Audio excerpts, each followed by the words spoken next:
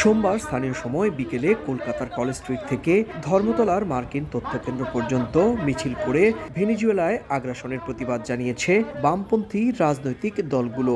স্লোগানে মুখর হয়ে ওঠে কলেজ স্ট্রিট চত্বর। প্রতিবাদকারীদের কণ্ঠে শোনা যায় মার্কিন সাম্রাজ্যবাদের বিরুদ্ধে তীব্র স্লোগান। মিছিলে অংশ নেওয়া বাম কর্মী সমর্থকদের হাতে ছিল ট্রাম্প বিরোধী পোস্টার ও ব্যানার। একই সঙ্গে ভারতের প্রধানমন্ত্রী নরেন্দ্র মোদীর নীরব ভূমিকারও কড়া সমালোচনা করা হয়।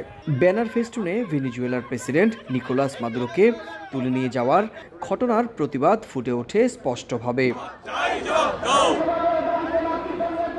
বামপন্থীদের অভিযোগ, বিশ্বজুড়ে অশান্তির পেছনে রয়েছে সাম্রাজ্যবাদী শক্তি। মধ্যপ্রাচ্য থেকে লাতিন আমেরিকা সব জায়গাতেই মার্কিন আগ্রাসন চলছে বলেও দাবি আন্দোলনকারীদের।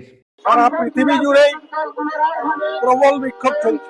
আমেরিকা যেভাবে দখলদারি করতে চাইছে দীর্ঘদিন ধরে, তার সবচেয়ে খারাপ নিদর্শন হয়েছে এই ঘটনা। সরকারের পক্ষ থেকে যে প্রতিবাদ, যে বিরোধিতা করার উচিত, সেটা তারা দিচ্ছেন না। মিছিল শেষে ধর্মতলার মার্কিন তথ্যকেন্দ্রের সামনে সংক্ষিপ্ত প্রতিবাদ সভা অনুষ্ঠিত হয়। সেখানে বক্তব্য রাখতে গিয়ে মার্কিন প্রশাসনের পাশাপাশি মোদির তীব্র সমালোচনা করেন বামপন্থী নেতা বিমান বসু।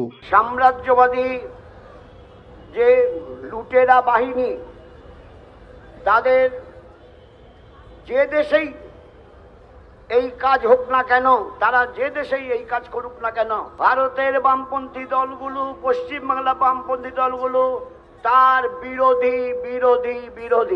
মাদক পাচারের অজুহাতে রাতের আধারে মাদুরোকে স্ত্রীসহ তুলে নিয়ে যাওয়া হলেও ভেনেজুয়েলার অপরিশোধিত তেলই আসল লক্ষ্য বলে দাবি বামপন্থী নেতৃত্বের।